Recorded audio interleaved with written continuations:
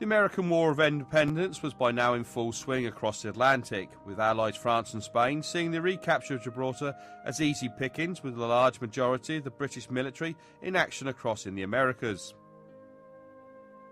The Spanish blockade began on June the 24th, 1779, and saw ground forces numbering 13,000 amassed behind the Spanish lines.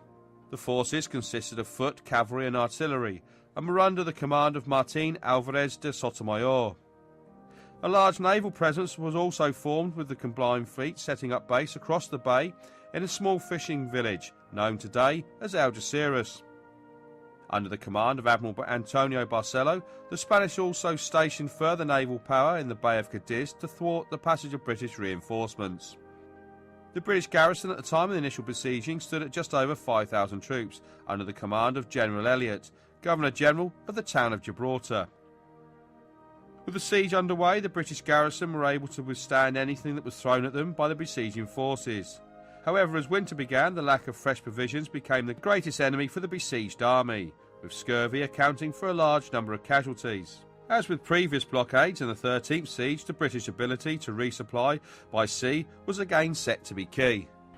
Well, as we've discussed throughout all the sieges and campaigns, supplies from the sea were essential, and the Great Siege was no different. It was running the blockade. Here at Rosier again, looking out over the strait, it was quite a quick, short jolt to be able to get the supplies onto Gibraltar, which were very, very badly needed. Several times that the Spanish and the French stopped them, but the majority of the times they were very successful, and it was like I said to you before, it was like a mobile phone battery. Once you plugged it in, charged, and the garrison was ready again. It seems to be the case. I mean, a lot of people running for profit. You know, you get paid well for getting the stores in here, so it was obviously worth the risk of running that blockade.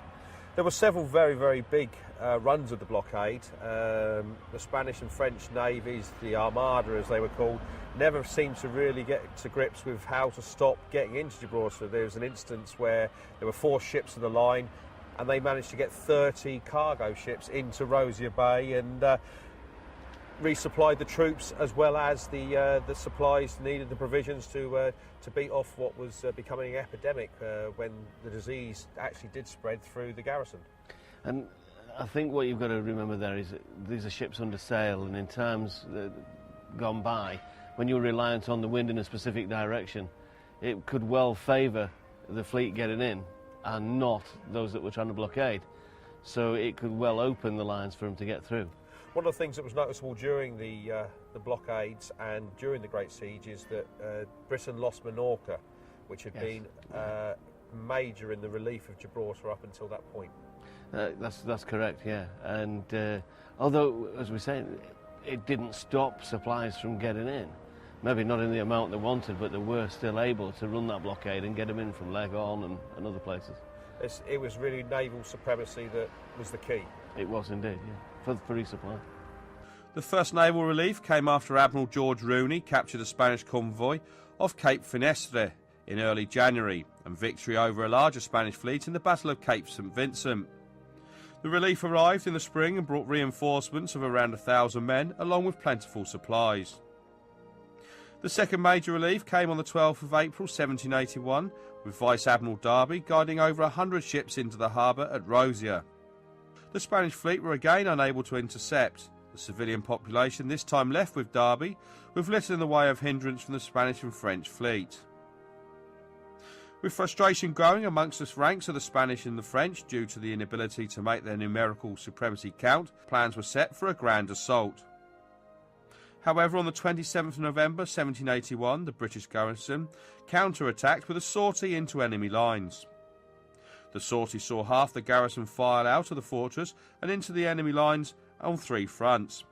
The surprise gain saw the besieging forces routed, cannon spiked and blown up, the entrenchments destroyed, the batteries blown and set on fire, with over 200 killed and major damage done to the combined forces' stores and supplies. This stalled the grand assault for some time. During the build-up to the Great Siege, several ingenious developments came to fruition, with a need to adapt to counter the advances of the besieging forces.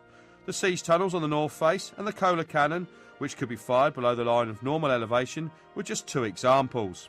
Well, as we discovered last week, Pete, firing a cannon in horizontal was fine, but from firing on the upper rock and from the batteries down, as the Spanish and the French made their way closer to the rock, it became increasingly difficult. So the Kohler gun in 1782 really did provide some great cover and comfort for the soldiers who could fire this down on the enemy positions. It was necessity is the mother of invention, as Kohler proved. And what he's invented it's the carriage that's important. The cannon itself isn't changing at all. It's the carriage by which it can fire downhill but can recoil back in its position. So you'll see that the cannon is mounted on a wooden slide. The slide is then on the base carriage so it can move up and down. Of course, it has to be levelled to be loaded and then can be put up to get that angle of depression again.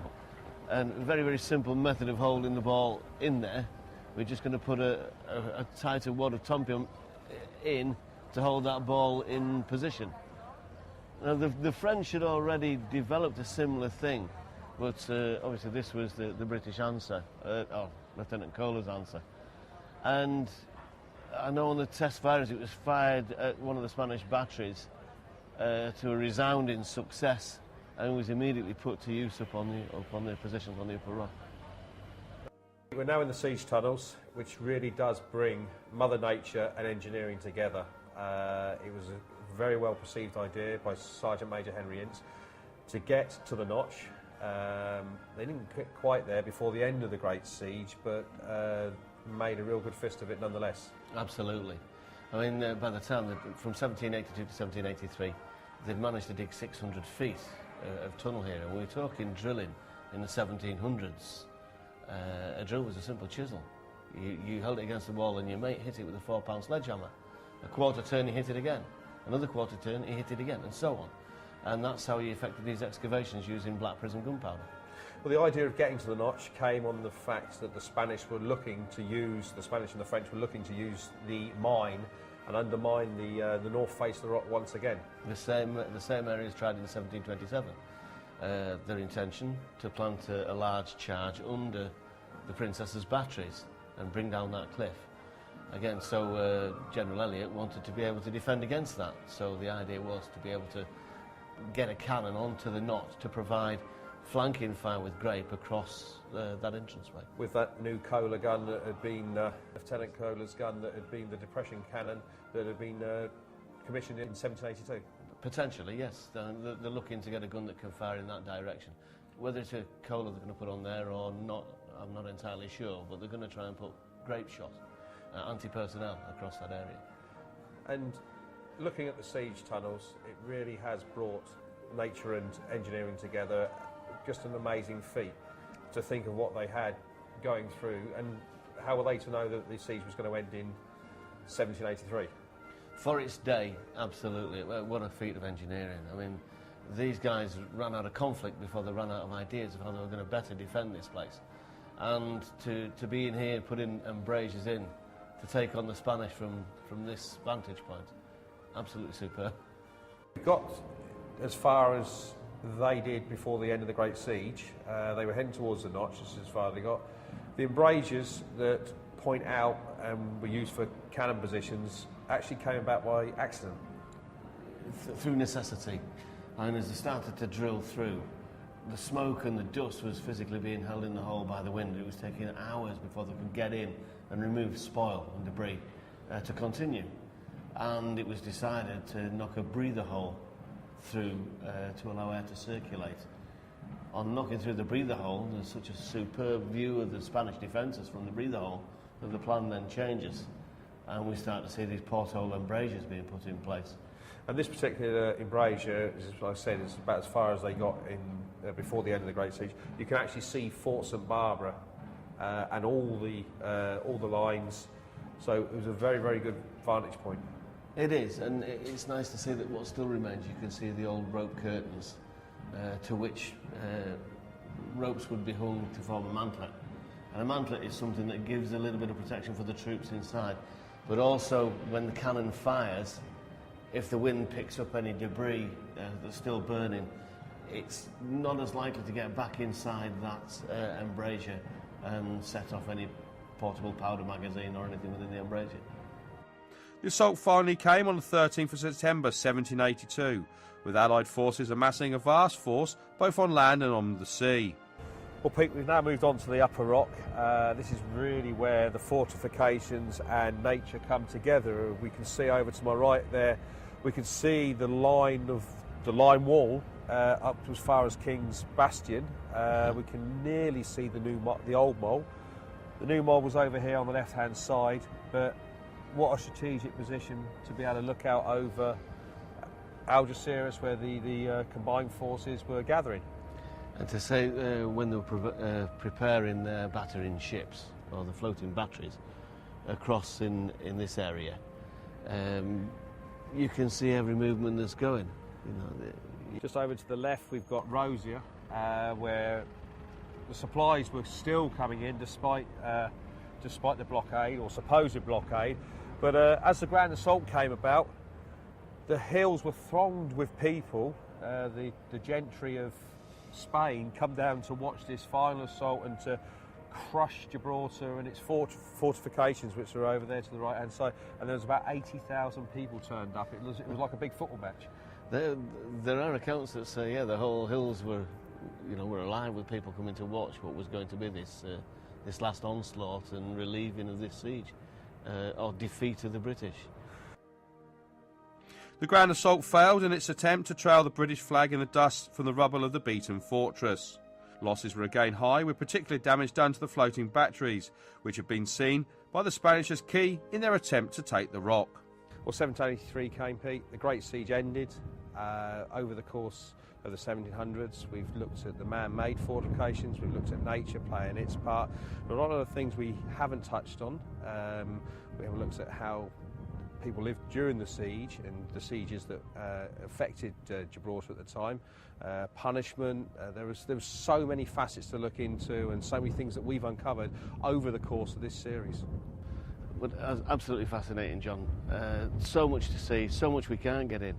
But as you quite rightly said, this is a brief history of British Gibraltar from 1704. Now, I would love to go in and talk more about the punishments and what have you. And standing in a place like we are now, if the walls could talk, they'd have so much more to say. One thing we said we haven't touched on is the barbaric nature of some of the punishments. Some very horrendous stories of how people met their fate.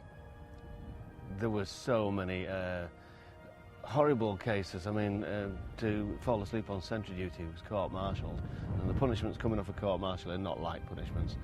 And some more off-the-wall punishments. There's one case that's written that a soldier had been heard to say that should the Spanish take the place, he'd be happy to join them. The word of that got to the governor, who ordered that the man must be mad, ordered his head to be shaved, blistered and bled, and then put in a tight jacket and prayed for in church, of all things. I mean, who dreams up these punishments? Well, it was the 1700s, and just finally, amazing though, cannonball shot, fire. The largest killer of all was disease. Well, most of the diseases that they say came about through lack of sanitation in a lot of cases, where poor hygiene under stressful conditions is going to take its toll. Well, Pete, it's been an absolute pleasure. It really has been a brief history. As you said, there's so much more we could touch on and look at, but history is all around us in Gibraltar, and those early formative years of Gibraltar becoming British, I think we've got the message across. Thanks for joining me. It's been a pleasure, thank you.